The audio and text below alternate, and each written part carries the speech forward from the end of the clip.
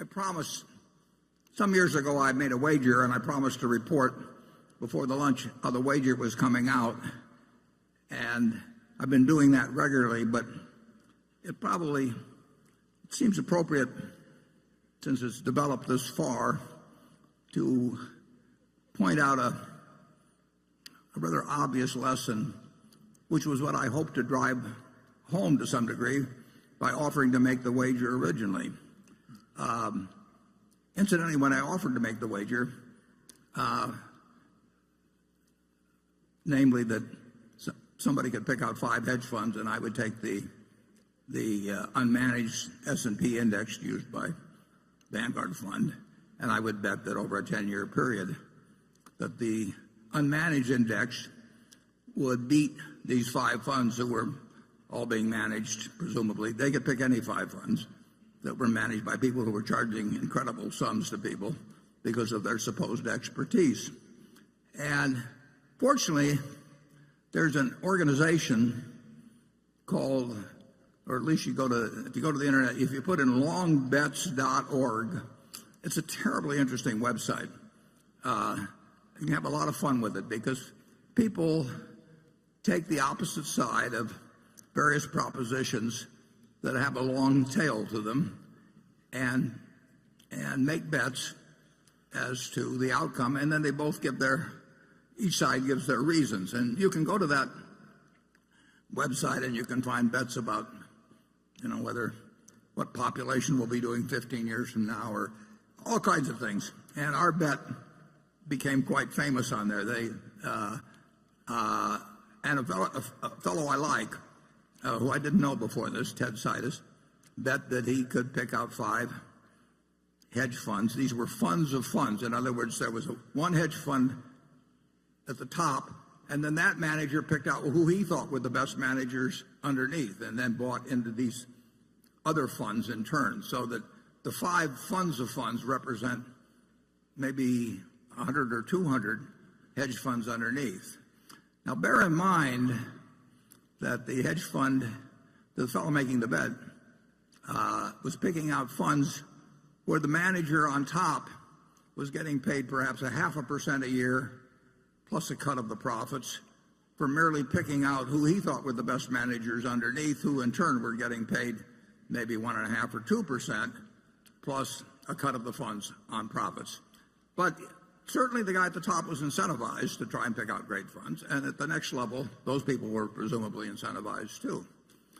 So the result is, after 8 years and several hundred hedge fund managers being involved, is that now the totally unmanaged fund by Vanguard with very, very, very minimal costs is now 40-some points ahead of the group of hedge funds. Now, that may sound like a terrible result for the hedge funds, but it's not a terrible result for the hedge fund managers. These managers, you've got this top-level manager that's charging probably 0.5%. I don't know that for sure. And down below, you've got managers that are probably charging 1.5% to 2%.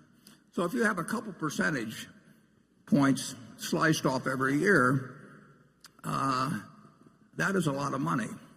We have 2 managers at Berkshire that each managed $9 billion for us. They both ran hedge funds before. If they had a 2 and 20 arrangement with Berkshire, which is not uncommon in the hedge fund world, they would be getting $180 million each, merely for breathing annually. It's a compensation scheme that is unbelievable to me. And that's one reason I made this bet. But what I'd like you to do is for a moment imagine that in this room we have you people own all of America.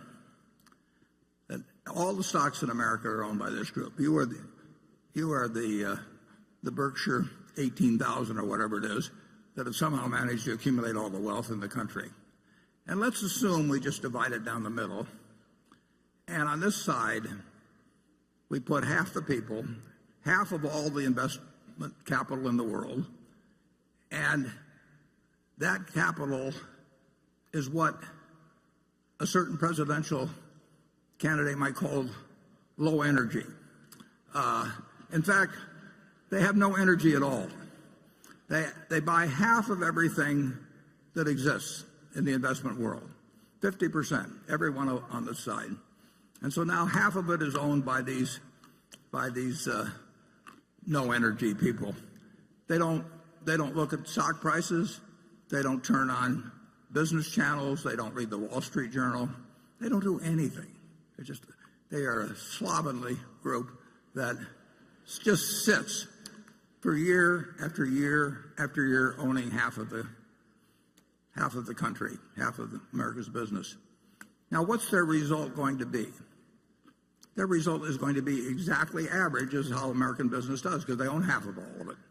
They have no expenses, no nothing. Now, what's going to happen with the other half? The other half are what we call the hyperactives.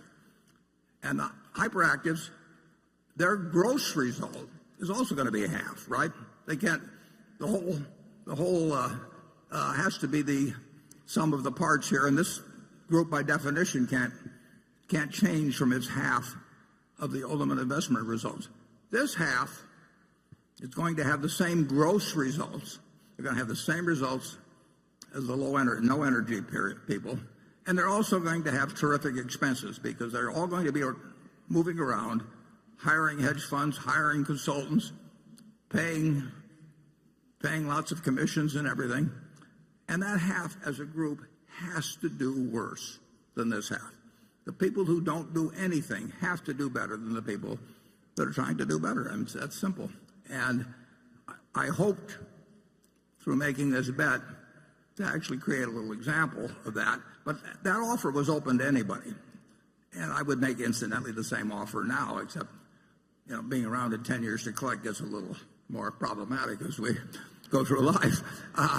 But it seems so elementary. But I will guarantee you that no endowment fund, no public pension fund, no extremely rich person wants to sit in that part of the auditorium. They just can't believe that because they have billions of dollars to invest, that they can't go out and hire somebody who will do better than average. I hear from them all the time. So this group over here, supposedly sophisticated people, generally richer people, hire consultants, and no consultant in the world is going to tell you just buy an S&P index fund and sit for the next 50 years. You don't get to be a consultant that way, and you certainly don't get an annual fee that way. So the consultant's got every motivation in the world to tell you, this year I think we should concentrate more on international stocks, or this year this manager's particularly good on the short side. And so they come in and they talk for hours, and you pay them a large fee, and they always suggest something other than just sitting on your rear end and participating in American business without cost. And then those consultants, after they get their fees, they in turn recommend to you other people who charge fees, which, as you can see over a period of time, cumulatively eat up capital like crazy. So I would suggest that what I felt sure, I didn't feel sure because nothing, can't tell for sure about any 10-year period, but I certainly felt very probable, or I wouldn't have stuck my neck out. It just demonstrates so dramatically. I've talked to huge pension funds, and I've taken them through the math, and when I leave, they go out and hire a bunch of consultants and pay them a lot of money.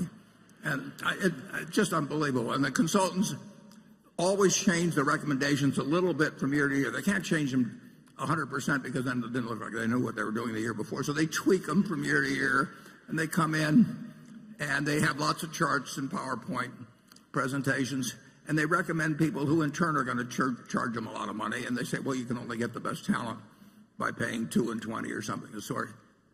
And the flow of money from the hyperactive to what I call the helpers is dramatic, while this group over here sits here and absolutely gets the record of American industry. So I hope you'll realize that for the population as a whole, American business has done wonderfully, and the net result of hiring professional management, is a huge minus.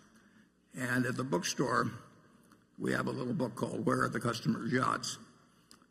Written by Fred Schwett. I read it when I was about 10 years old. Been updated. It hadn't been updated, but new editions have been put out a few times. But the basic lessons are there. That lesson is told in that book from 1940. It's so obvious, and yet all the commercial push is behind telling you that you've got to think about doing something today that's different than you did yesterday. You don't have to do that. You just have to sit back and let American industry do its job for you. Charlie, do you have anything to add to my sermon? Well, you're talking to a bunch of people who have solved their problem by buying Berkshire Hathaway. That worked even better. And there have been a few of these managers of managers who've actually succeeded. There are a few in the universities who are really good, but it's a tiny group of people. It's like looking for a needle in a haystack. And when I was given the job of naming two in 1969, I knew two. I knew a couple of others. Charlie wasn't interested in managing more money then, and my friend Walter Schloss would not scale up well, although he had a fabulous record over 45 years or thereabouts.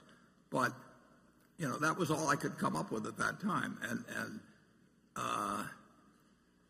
fortunately, I did have a couple, and the people who went with Sequoia Fund have been well served if they stayed for the whole period. But the people, there's been far, far, far more money made